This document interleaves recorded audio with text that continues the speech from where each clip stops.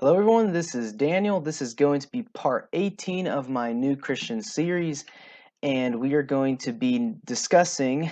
We're going to be flowing off of the last video that we did, and we're going to be dealing with objections to Christianity. So, last time, what we did is we reviewed that we as Christians will undergo various tests, and one of those is going to be the test of doubt.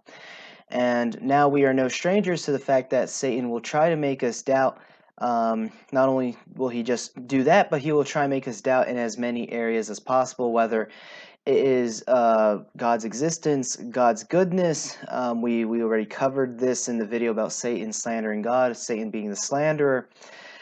And we're just dealing with doubt. And so in combating one of Satan's biggest devices, which is to make people doubt, we looked at some positive arguments for Christianity last time in order to help satisfy, I would say, that intellectual sort of doubt right there.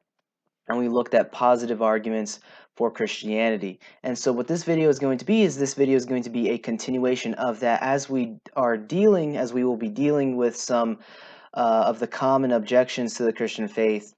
And I just want to add a note here that these arguments, these replies to objections, these are meant to solidify your faith, take care of maybe some intellectual questions that you may have had, but this is not in any way designed to start your faith in Jesus or God, at least in Jesus specifically. God, fine, but in Jesus specifically, it is so important to come to Jesus and receive a divine revelation of who he really is. And intellectual faith in him will not be able to provide that.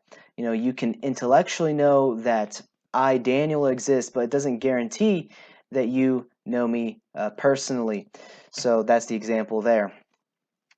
Now, I just want to say that if you have not watched the previous part, I would encourage you to do so you can have a fuller understanding of where I am coming from with regards to these apologetic arguments, as I will be referencing some of the previous arguments that we mentioned from the last video here. Again, as I said last time, because of time, we will be doing a basic analysis and response to these objections. But for some objections, I will provide some more in-depth responses, such as articles that I may have typed up and written. If you want more information on these arguments, check out the articles that I attached, and also email me if you have any questions. I am not intentionally trying to be simplistic if that's how I come across. I am trying to give responses that are good time-wise. That is a big focus in these videos. So anyway, with that in mind and with those cleared up, let's begin. So what are the objections that we will be covering in this video? Well, the first one is going to be that Jesus' Christianity is a myth. This is one that I already mentioned last time. Science has disproven miracles in God. That's another one. Evolution has disproved miracles in God, or evolution, you don't need God in order to put us humans here on earth. The problem of evil, and also in conjunction with that, the problem of hell. So those are what we will be dealing with today. Those are the major objections that I see from critics. So that's what we'll be answering. And you yourself as a Christian may have had questions on these things. So I hope that I will be able to address those for you as well. So let's begin with the first one. Jesus and Christianity are a myth. You may have heard things like that there are other ancient myths and legends that influenced the story of Jesus, that different legends and gods have existed in the past, and that is what the writers of the Gospels and of the Bible took as inspiration for their new creation that they have made with this new religion. That is not an uncommon response to the Christian faith, but the problem is that they are completely wrong with that. Here's the response that we can give to that particular objection. First of all, this is completely incorrect in the sense that it's explicitly correct. We'll get to that. But first of all, there is no motive from the disciples to make up this story. I explained last time in the last video that we saw that last time the disciples had absolutely nothing to gain out of inventing a resurrection story and bringing up this new religion of Christianity. They were willing to suffer persecution and martyrdom, which means that they have been very, very convinced personally that Jesus rose again. And again, Other aspects of this also corroborate this. The Jewish disciples were leaving the Old Testament law, which is something that was ingrained in their day-to-day behavior from their youth. And also, if they were incorrect about Jesus being the Messiah, then they were basically going to hell because they were leaving the law of Moses, and God says that you must keep the law of Moses in order to please me and be righteous before me, and when that time came. And so Jesus was not the fulfillment of the law, and the disciples were saying, hey, you Jews, you are now able to not have to bring these sacrifices for sin because Jesus was a sacrifice. These disciples were involved in it. If this was false, these disciples were involved in a heresy that would have certainly sent them to hell if, in fact, Jesus was not the fulfillment of the law as he was understood to be. And for them to leave their old religious way of life for one following Jesus, there had to be something great here to convince them to lead their childhood faith that they've been that their grandparents, that their great grandparents, that all the way back to Abraham, that their nation has been living out. They have to basically turn on very fundamental doctrines of Judaism, which would be sending them to hell and damnation if they were wrong. And, they were following a person who claimed to be God, which would have been seen as very blasphemous. So these disciples were leaving and risking a lot in order to do this. And something, again, great had to convince them in order for them to leave all this stuff behind and follow Jesus, because eternal damnation is not a small matter. Even if you don't believe, you can hypothetically think about it that if eternal damnation is a possibility, it is something that needs to be seriously considered whether or not something can lead you down such a road. So there is no motive from the disciples to make this up simply because of what they had to give up and what they were risking. They also were persecuted and martyred. There is no motive for them to make up this myth because they didn't gain anything. Secondly, this assertion that Jesus was influenced by myths is not even true. It's not true that Jesus was borrowed from myths. Dr. William Lane Craig, a noted Christian apologist and philosopher and an author of over 40 books, wrote an article on this, which will be in the description. I'm going to quote some big passages of this, so bear with me. I'm going to let William Lane Craig do most of the talking on this argument. He wrote in this article this, quote, "Back in the heyday of the so-called history of religion school, scholars in comparative religion collected parallels to Christian beliefs in other religious movements, and some thought to explain those beliefs, including belief in Jesus' resurrection, as a result of the influence of such myths. Today, however, scarcely any scholar thinks of myth as an important interpretive category for the Gospels. Scholars came to realize that pagan mythology is simply the wrong interpretive context for understanding Jesus of Nazareth." And then skipping forward to another part of the article, he writes, what I did was I shaved off the non-relevant parts here, so I wouldn't be really reading the entire thing, since it is quite lengthy. He also says, "The collapse of the old history of religion school took place for primarily two reasons. First, scholars came to realize that the alleged parallels are spurious." My insertion is that means or false. "The ancient world was a virtual cornucopia, or a great mix, of myths of gods and heroes. Comparative studies in religion and literature require sensitivity to their similarities and differences, or distortion and confusion inevitably result. Unfortunately, those who adduced parallels to Christian beliefs fail to exercise such sensitivity. Take, for example, the story of the virgin birth, or more accurately, Jesus' virginal conception. The alleged pagan parallels to the story concerns tales of gods assuming bodily form and having sexual intercourse with human females to sire divine human progeny, like Hercules. As such, these stories are exactly the opposite of the gospel story of Mary's conceiving Jesus apart from any sexual relations. The gospel stories of Jesus' virginal conception are, in fact, without parallel in the ancient Near East."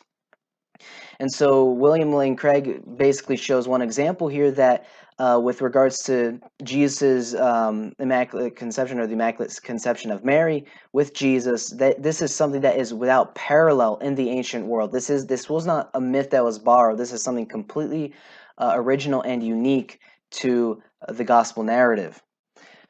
William Lane Craig finishes up his argument with this conclusion. He says, "When they say that Christian beliefs about Jesus are derived from pagan mythology, I think you should laugh. Then look at them wide-eyed and with a big grin and exclaim, 'Do you really believe that?' Act as though you've just met a flat earther or Roswell conspirator. You could say something like, 'Man, those old theories have been dead for over 100 years. Where are you getting this stuff?' Tell them this is just sensationalist junk, not serious scholarship. If they persist, then ask them to show you the actual passages narrating the supposed parallel.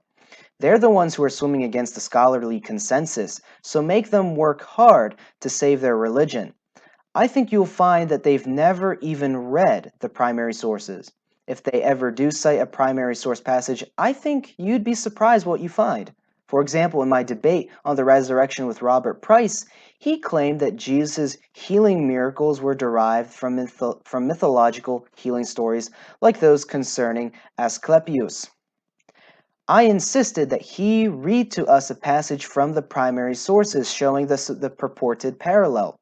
When he did so, the tale he produced bore no resemblance whatsoever to the gospel stories of Jesus' healing miracles. It was the best proof that the stories were not genealogically related. Remember, anyone pressing this objection has a burden of proof to bear. He needs to show that the narratives are parallel and moreover that they are causally connected, meaning that these myths actually caused and influenced this gospel narrative. Insist that they bear that burden if you are to take their objection seriously. Again, the link to the article will be in the description. But let me sum up that for you. Basically, what William Lane Craig said there is that when you actually read the supposed myths that influence Christianity, they bear absolutely no resemblance to what the gospel is actually saying. And so if someone is going to press this objection, what you should do as a Christian is you should press them and tell me, where are you getting this from? What do you mean by that you think Jesus is a myth? And ask them to prove it by providing a primary source for the supposed myth that supposedly influenced the story of Jesus.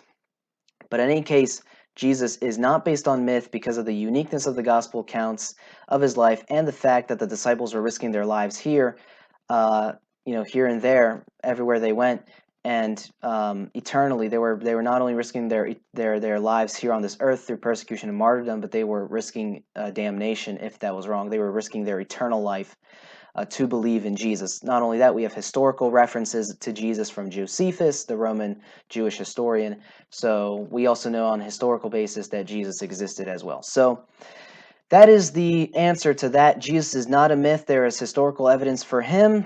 And furthermore, if you try and if you try and push this narrative from a scholarly point of view, you're not going to have much to stand on if you think Jesus is a myth, because those things are without parallel in the ancient Near East. Myths did not influence the story of Jesus. It was something completely unique for the time and is without parallel in the ancient Near East, as William Lane Craig said. The next objection we are going to be dealing with is science has disproved miracles and God. If you remember from the last video, if we go back to the Kalam cosmological argument that we mentioned, we see that a timeless, spaceless, immaterial, powerful, personal mind created the universe. And if God created the universe, what I submit to the objector is, how can God then not manipulate the things that happen in the universe? What we have to understand about miracles from the Bible is that miracles in the Bible can be believed because the greatest miracle has already happened before all of our eyes. What is that? That is the beginning of the universe from nothing. Whether something created it or nothing created it, which still sounds absurd to me that nothing created it, it was still a miracle. However, whatever position you take, either nothing did it or something did it. Both of those are miracles in my estimation.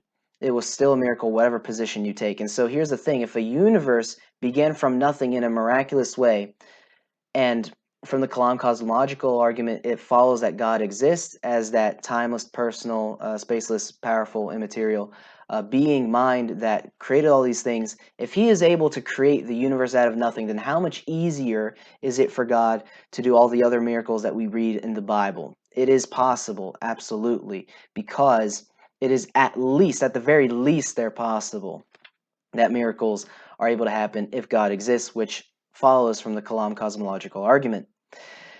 Now, some other things I want to mention about science is that we have to understand what science really is. Science concerns itself with what I say is mechanism, which means that science is the study and the search for causes, mechanisms, that one thing impacts another thing, that impacts another thing. Science, can show us a lot of wonderful things. Science, shows us that lightning, comes from natural causes here, and it can and it shows us that God is not throwing lightning bolts at the earth. That is what science has been able to show us whenever we study what are the mechanisms for causing these things. But what science cannot do, even though we may want to find out where does lightning come from, how did humans get on the earth, and so on, what science cannot do is it cannot rule out God. In fact, from cosmology itself, we see that the Big Bang points to a Big Banger. There has to be a cause for it, as we've seen from the Kalam cosmological argument. Furthermore, with regards to science, science actually needs God and a theistic universe in order to actually function.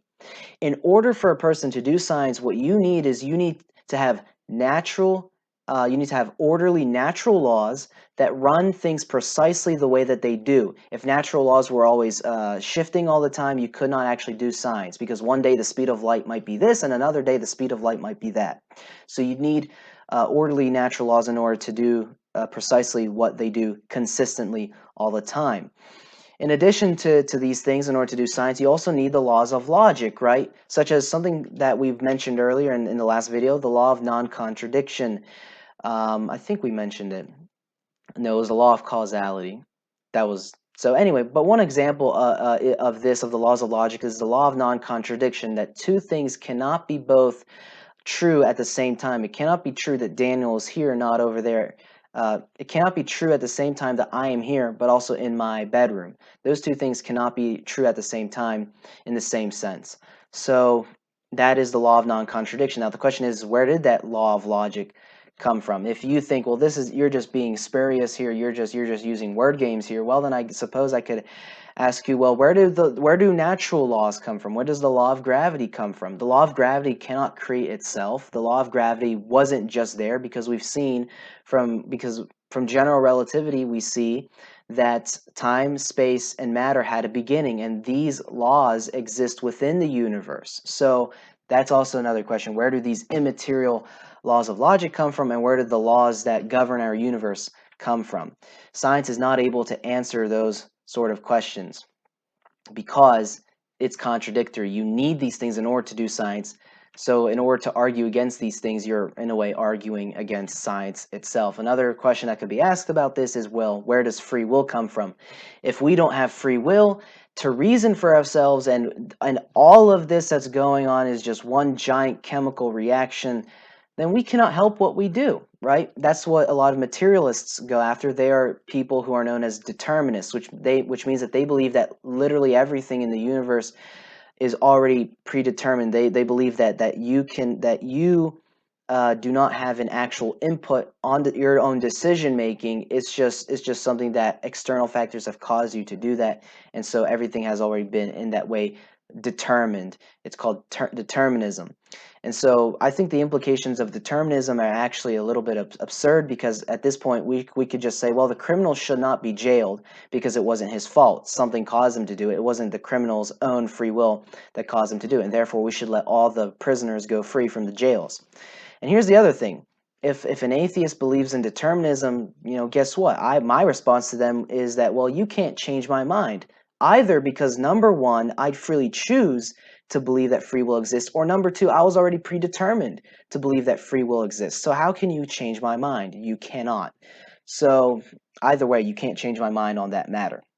But anyway, back to the science thing. Science is a great way to show us, that thunder isn't God throwing lightning bolts to the ground. It shows us where things are coming from. It helps our understanding of how things interact materially in the universe with one another. But here's the thing: if you go back far enough, back far enough from cause to cause to cause, you will eventually get to the universe. And if you try and look for the cause of the universe, you will see that we go back to the Kalam cosmological argument that it points to a timeless, spaceless, immaterial, powerful, personal mind that created this universe, as we've seen from the Kalam cosmological argument. So science cannot disprove God because, in principle, if God exists, he exists outside of the universe. So again, science is trying to look at causes within the universe. God is inherently outside of the universe. You cannot use science to disprove God. So when people say that science has disproved God, they're wrong, because science in principle, based on what it does, cannot disprove God. It just cannot make that link. Because again, God, if he does exist from the Kalam cosmological argument, we see that he exists outside of the universe. And you cannot use science to go outside of the universe. So again, like I said, you cannot use science to directly disprove God, but neither can you use it to actually prove God either. What science can do is that it can analyze the effects that God has on this universe, such as the universe's beginning, the intelligent design of the universe, those sort of things. And when we look at these effects, it points to an unmoved mover. So we cannot see God directly through science, but what we can do is we can see God's effects through science, which then point us to God. We see God not directly, but through his effects. So that is what I have to say about science. If someone says again that science has disproved God in miracles, well, first of all, you can point them to the Kalam cosmological argument and say, here you go. If this argument shows that God exists, and if he exists, then miracles are certainly possible, because the biggest miracle already happened, the creation of the universe out of nothing. And when they say that science disproved God, just show them that science in principle cannot disprove God, because science is looking for causes within the universe, but the Kalam cosmological argument shows that scientific causality is only limited to this sphere, this universe, but God is on the outside of that. So science in principle cannot disprove God, and it cannot prove him, but the way that we can ascertain that God exists is we look at the effects that God has on this universe. So that is the response to the science section right there. The next one is going to be evolution. Evolution disproves God. And I don't need to use the Bible and the creation story here in order to respond to this. This is actually, I think it's a decent argument to make, because people say, well, evolution shows us that we as human beings, how we came here.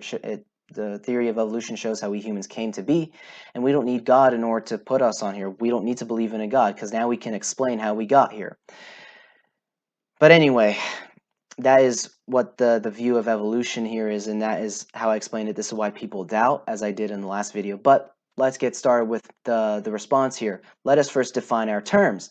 What do we mean by evolution? Well, by evolution, we're talking about something known as macroevolution, meaning the type of evolution that posits that we see creatures changing types.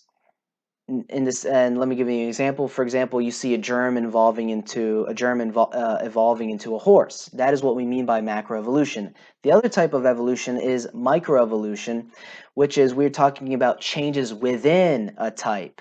So whenever you see all the dogs out there, all the different breeds of dogs, that would be an example of microevolution right there. This is actually what Charles Darwin actually observed. With his finches, he saw a microevolution, but he used that to posit a macroevolutionary theory, which actually does not follow because there is a lack of evidence for it. We just make many evolutionary biologists, what they do is they just make assumptions that this is the way it had to happen, because they have a bias that there is no miracles that actually exist that would have actually caused the creatures to be here. So they already have this this bias against the supernatural creation of creatures, because there is no God, so it has to be evolution. There is no other answer for them. But anyway, here's the thing about macroevolution. Even if macroevolution did occur, it cannot disprove God's existence. Why? Because even if you go, because if you go back the chain of causes as to how we as humans got here today, you will still run into the Kalam cosmological argument again. You will have to see, well, where did the universe come from? You will have to eventually ask that question, where did the universe come from? And you'll say, well, the universe is made out of time, space, and matter, and that means that whatever created the universe is spaceless, timeless, and immaterial. And then from the Kalam, it follows that he's also powerful, personal, and he's a transcendent mind. That is what is at play here. So therefore, God exists, even if macroevolution did occur.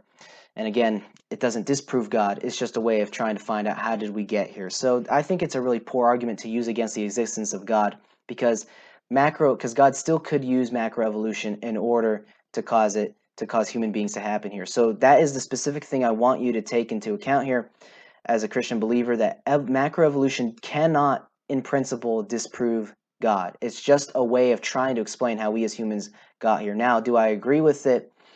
I don't, and the reason why is because macroevolution is actually very doubtful as a worldview.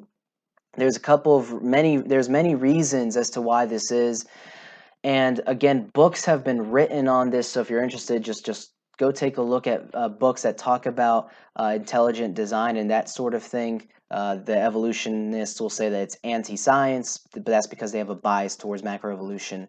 And they basically discount everything that does not agree with their worldview as being anti-science. That's just politics at play here. Scientific politics, you may say. So why is macroevolution very, very doubtful? There's a number of reasons, as I mentioned. Books have been written on this, but one specific example that I will use is something known as the irreducible complexity of the cell. Where does this idea come from? Well, Charles Darwin wrote in his own book on the origin of species on page 171, he writes, "If it could be demonstrated that any complex organ existed which could not have possibly have been formed by numerous successive slight modifications, my theory would absolutely break down." So again, what is Charles Darwin saying here? He's saying that if evolution did not take place where it's like me building a Lego building, one Lego, then another Lego, then another Lego, in order for it to work, then my entire theory would collapse.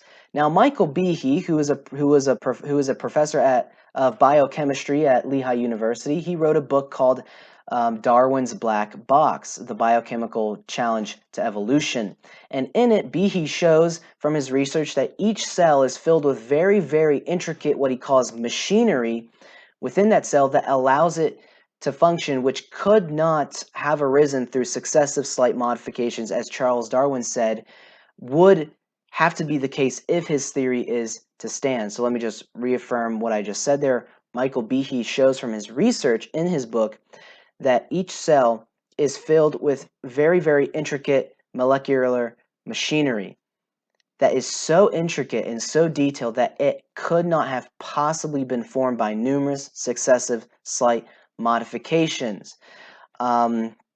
Some of the specifics of these would be blood clotting, cell proportion organisms, and even eye vision. This is one of the most major ones. In order for an eye to work, this camera that I'm speaking to, this camera needs all the parts exactly there. The electricity flowing through it, everything needs to be there in order for the camera to actually pick up me as an image that you are viewing on your screen. If one part is missing from that camera, it could not work. And that is the same thing with the human eye. And the human eye is much more complex than the camera that I'm speaking to, and all the pieces need to be exactly where they are in order for it to work. There's no way that the eye could have been formed through successive slight modifications, as evolution would have us believe. Let me give an example to help you with this. It's almost like positing, well, my car, you know where it came from? It came from the junkyard. One day, this iron rod, showed up. Then a few million years later, this nail was then drilled into it. And then after a number of other millions of years, finally the frame came together. And then, after another few million years, all the wheels got attached to there. And then finally the engine started to work and the gas was poured in. A car is way too complex for a car to have evolved like that. In order for a car to work, the car would have to be there already. If In the case of organisms, we all know about sexual reproduction. If you don't, you are probably a very, very young person. But anyway, right? We'll take the example of a chicken. A chicken needs to be there in order to give birth to offspring, and so it continues down the line. Now, if the chicken is supposed to evolve into something, well, then the chicken already needs to exist. But the problem is that the chicken is already so darn complicated that there's no way the chicken could have just arisen out of the smallest life forms, an amoeba. Let me continue with this. As I said, let me continue with this. In an amoeba, which is the most simple cellular life that we have identified on this earth, Richard Dawkins, one of the world's most famous atheists and an ardent evolutionary biologist, wrote in a book that there are over 1,000 Encyclopedia Britannicas 1,000 Encyclopedia Britannica volumes worth of DNA just in an amoeba. And that all just happened by chance. The most simple life that we have is not simple at all. There's a lot. Even DNA is fine-tuned, and DNA is also, I think, another thing that Michael Behe refers to as being something that's irreducibly complex. And we're supposed to believe that one day 1,000 volumes worth of DNA just showed up in a cell, and then the cell started to reproduce and do all the things it needed to do in order to evolve. Evolution cannot even get off the ground because of how complicated things are, even at the most simple level, even at the first step of the chain. Things are just too complicated for them to just arise this way. Other things about evolution, about macroevolution that make me personally doubt is that we cannot even do it in a lab. If you could do it in a lab, I would consider, well, it's just possible. Now, again, just because something can be done in a lab doesn't mean it naturally arose. Just like you can make a computer in a lab, but you can make a computer work in a lab, but it doesn't mean that computers evolved out of sand. So, and some iron ore that was mixed with the sand. That doesn't happen. But the problem is that we can't even do evolution in a lab while we're trying it. Biologist Jonathan Wells writes in his book, The Design of Life, on page 49 through 50, with regards to actually an experiment where they were trying to change fruit fly embryos in order to, get to see what happens if they tampered with the embryos.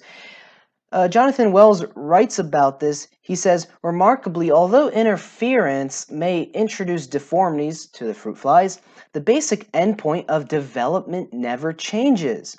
If they, the fruit flies, survive, fruit fly eggs always become fruit flies. Frog eggs always become frogs, and mouse eggs always become mice. Not even the species changes. Every embryo is somehow programmed to develop into a particular species of animal. Jonathan Wells also adds in another book, in his book, The Politically Incorrect Guide to Darwinism and Intelligent Design, on page 36, he writes that no matter what we do to a fruit fly embryo, there are only three possible outcomes: a normal fruit fly, a defective fruit fly, or a dead fruit fly. Not even a horse fly, much less a horse. Frank Turk, in observation to this, Frank Turk is a Christian apologist. In observation to this, he says in Stealing from God, pages 79 through 80, he writes, so when we use all of our intelligence to divert an embryo, we can't overpower its natural goal-directedness in order to get macroevolution to work. Yet evolutionists ask us to believe that unintelligent processes have done so.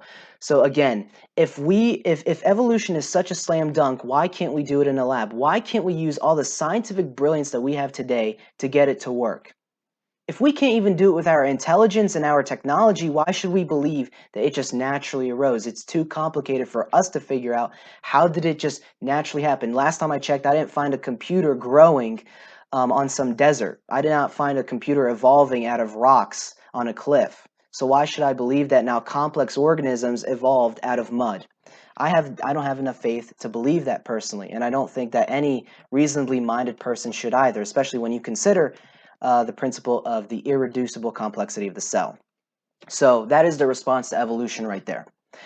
The next one we're going to talk about is something known as the problem of evil. Now, the problem of evil is one of the biggest objections that we can find to Christianity. And it basically asks the question of, how can a good God exist with all the suffering that is around in our world? And it was actually, I think, best put by the Greek philosopher Epicurus when he said, is God willing to prevent evil but not able?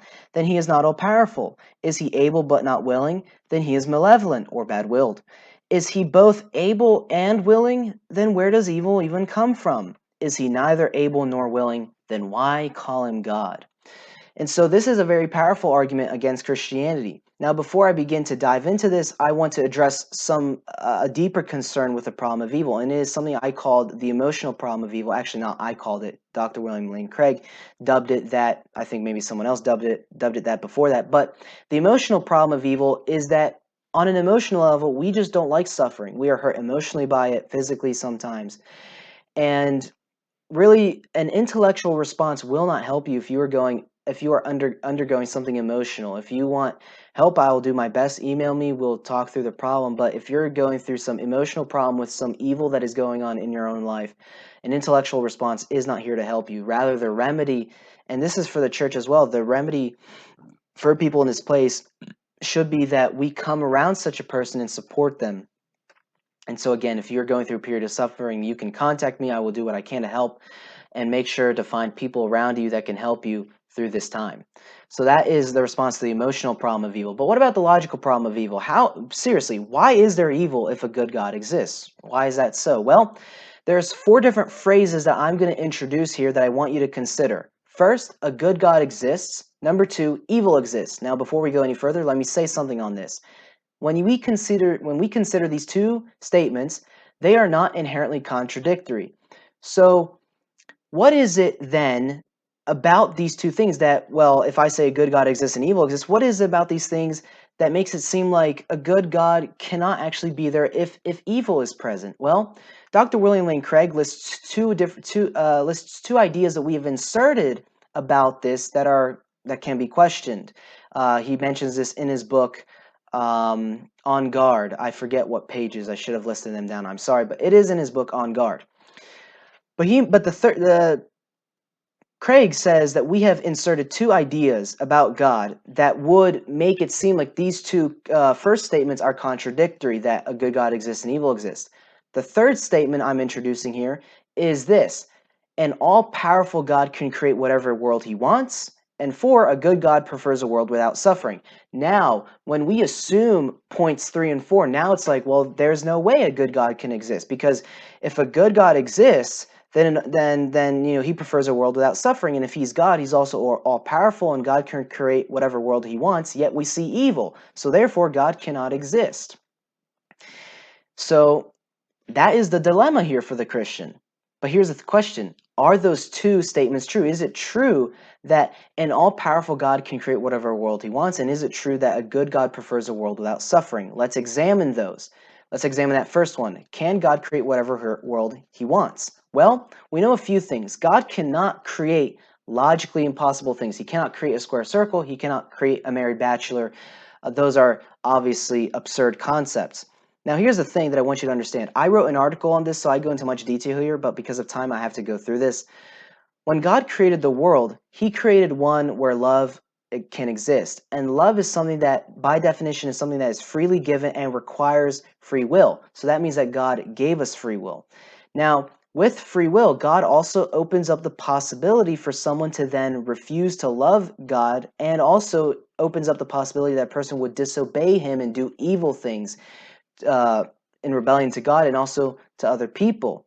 And so what we come to is that God made a universe where he respects human decision making to an extent. He allows us to make evil choices if we want to. I mean, you yourself have made evil choices. You at one point in your life have done something wrong, and God allowed you to make that choice.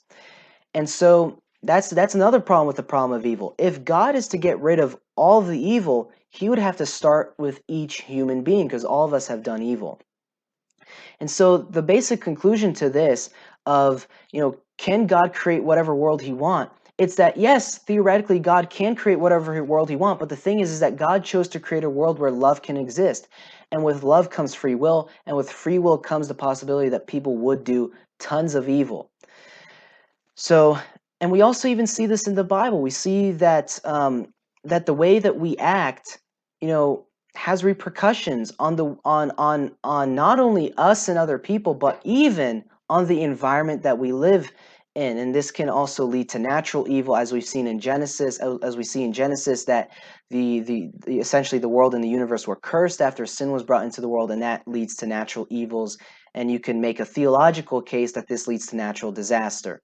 But that again is a theological point of view right there. So it is not necessarily true that God can create whatever world he wants. He cannot create a world where he has free creatures, but also where these creatures never do any evil, because God respects our decision making to make such decisions, even if they're evil decisions.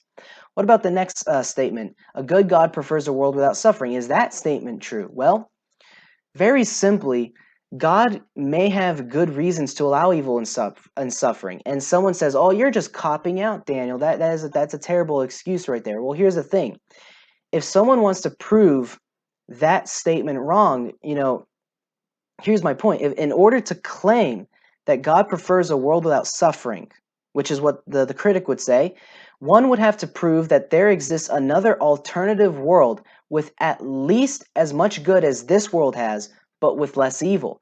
And this is obviously something that is unprovable and something that the atheist or the critic cannot bear with regards to proof. They cannot bear this burden of proof.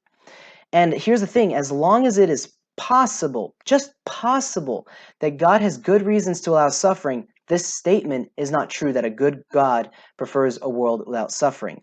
And actually, biblically, we see that God allowed Jesus to suffer, and by his suffering, the world has access to salvation and immeasurable riches in Christ.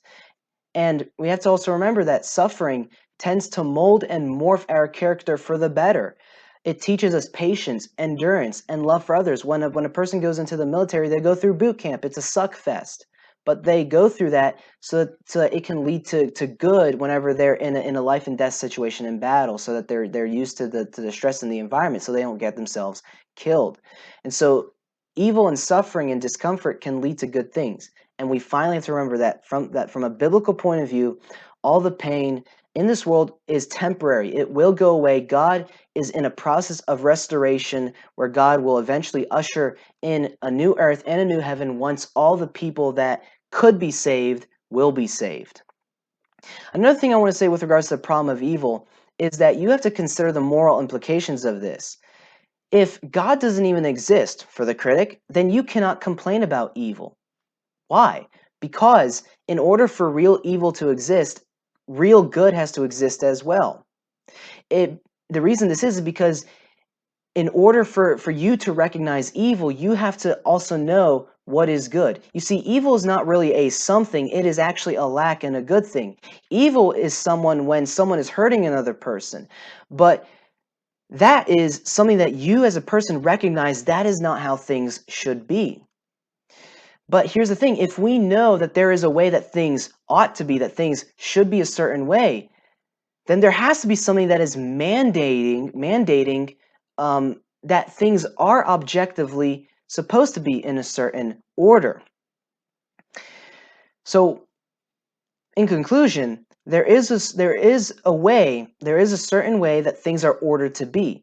And I'm extending myself a little bit here, but what I just want you to focus on right here is that you cannot have real evil if there's no actual real good.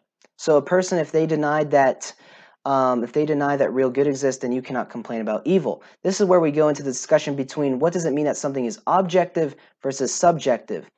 I want to use the term objective morality exists. Objective morality exists. And this is where we get into this debate between what does objective mean and what does subjective mean. As I said, if real good exists, then God, if real evil exists, then real good must exist. But now the implication here is that God must also exist, and here is why. When we say something is really evil or really good, we are talking about a point of view that is objective, and by objective we mean that something is true apart from human opinion. It is in fact true for everyone, everywhere, all the time, no matter how a person feels about it. If I feel that the sky is green, but the sky is actually blue, my feelings don't determine what is true. No amount of whining about the sky being blue will change that fact from me if I decide to whine about it. What do we mean by subjective? Well, subjective means that it is dependent on human opinion. It is like an ice cream flavor. Now, here's the thing. If evil and good is determined by society and it is not objective, right? Morality just shifts. Morality is just genetic. It is just something that we've inherited. Well, then guess what? That means that morality is subjective. It is based on the subject, mainly our human genes and species. And the problem with this is that if our morality is subjective, then it is like an ice cream flavor. It is just a taste. If evil and good is determined by society, that means that real evil and real good don't actually exist. And therefore, you cannot condemn racism, rape, murder, any more than you can condemn someone not liking a food or an ice cream flavor that you would like. If morality is just an opinion, then that means that all the horrible things that happen in this world, like the Holocaust, are not really wrong. They're just socially unfashionable and personally distasteful for you, just like you may not like broccoli and someone else might like broccoli. The rapist likes his morality, you have your own. Who are you to complain about it? You see, that is the problem with a subjective morality. And so that is the point I'm trying to make. We inherently know from moral experience that objective good does exist. And if there is, in fact, things that are actually objectively good, good for everyone everywhere, if murdering is not good and saving a human life is a good thing, it is objectively good, then there is something that must ground that. And we are looking at something by which we compare something as evil to right, something that from bad to good, or even better. Let me give an example of this, because this is something that has been personally difficult for me to wrap my mind about whenever I try and consider this. Think of a map. Think of a map of your own country, two different maps of your own country. Do not imagine that they are identical, two different maps of your country. My question to you is, how would you know which country map is the more accurate one?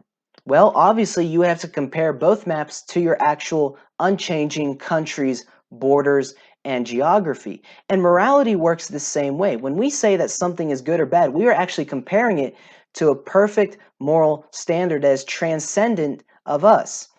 And this moral standard is another way that we describe God. And this moral standard is grounded in God's character. And that is what we refer to when we talk about moral perfection. It's God's character.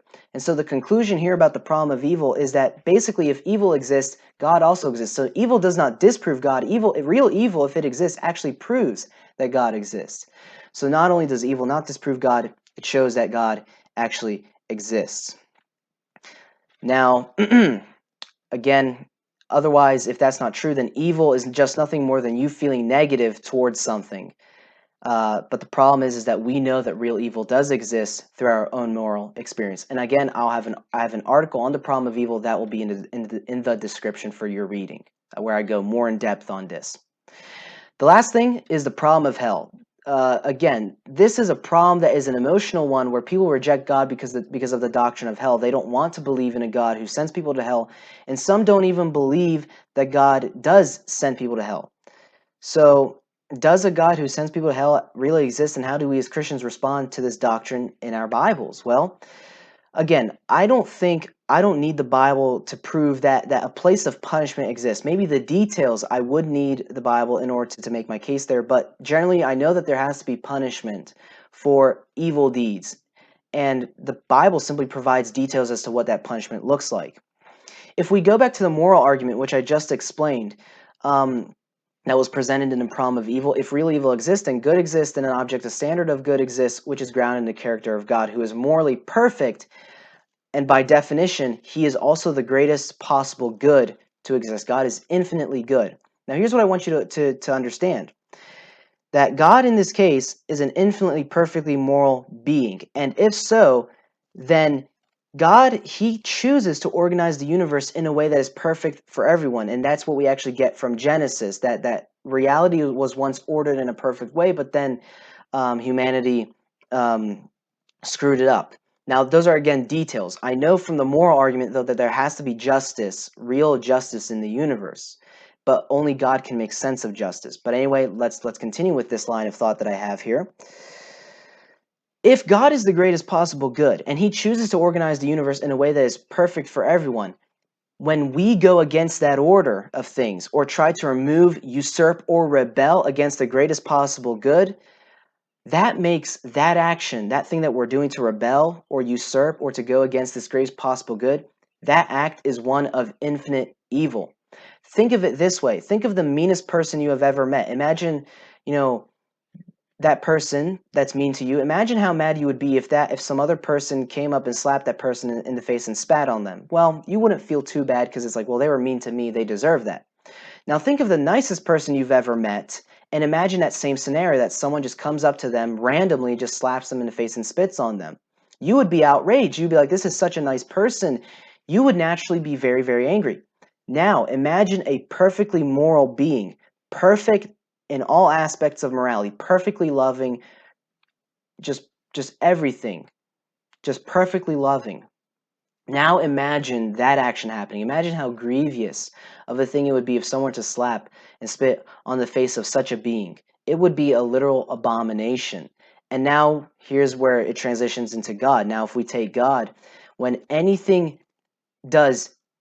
does anything against that which is the infinitely perfectly moral being, he has done something that is by definition infinitely evil. And with an infinitely evil act, there must be an infinite punishment. That is the only punishment that fits the crime here. And this is why I believe that hell is an eternal punishment in one sense, not because the Bible simply tells me, although that was my first way of understanding that hell is eternal, but we see from this argument that hell has to be eternal because because the Kalam shows that God exists, and the moral argument shows that God is a perfectly moral being and infinitely in the greatest good possible. Whenever we do something against that being, we have done an infinitely evil act, and our punishment is one that is infinite, and that is why hell is eternal in that sense. And so, what I want to say is another thing is, and it's that if God is truly loving, which is what the moral argument shows, then he has to judge evil. It is not loving for God not to judge someone who has molested hundreds of kids. It is not loving of God not to judge someone like Hitler who murdered millions of people. It is not loving for God to just let evil slide. He has to judge it. He has to punish it. Now, here's the thing. God, even though we've sinned, God in his love, he doesn't want us to suffer in hell. Even though we deserve for our moral acts to suffer in hell eternally. But what God did in order to solve this is he sent his son Jesus to die for us so that we may have forgiveness with God. This argument actually remarkably also even shows why Jesus had to be God, because it is only an infinite being that can cancel out an infinite moral wrong. We caused the problem as human beings, but God has solved it. We only have ourselves to blame at this point if we don't take God's solution. That there's no complaint now against hell, because it is what is deserved if someone goes against God as an infinitely perfect being. And I explain all of this more in my article on the problem of hell. But again, we caused the problem, but God has solved the problem. You now have only yourself to blame if you don't take God's solution, which is to believe in Christ, stop your rebellion, and God will forgive you and pass off your sin debt and put it on Jesus' account, which he paid for on the cross. And so let me just conclude this problem of hell argument here, which I think was a bit simplified when I compare it to my own article that I wrote. Again, if evil exists, good exists. If good exists, an objective standard of moral perfection in order to make such judgments of good and evil must exist as well. And that objective standard that exists can only be grounded in the character of God. Therefore, God exists and he is an infinite and morally perfect being. If that is so, then the smallest infraction against him is an act of infinite evil and is worthy of everlasting punishment. That is exactly why hell exists, and why it's an everlasting punishment. And here's the thing, if God is loving, he also must punish evil in proportion to the offense. Even though it's an infinite punishment, there will be different levels of torment, as the Bible indicates to us. However, what God did is he didn't leave us without hope, but what he did, he sent his son Jesus to fix the problem so we can be forgiven of our wrongs and be reconciled to God. So that is the response to the problem of hell, and that is the end of this video. It has gone on, I think, long enough. So thank you for watching. I hope that this was edifying and helpful. Be blessed in Jesus' name, and I'll see you for the continuation of our New Christian series in the next video. So thank you, and have a wonderful rest of your day.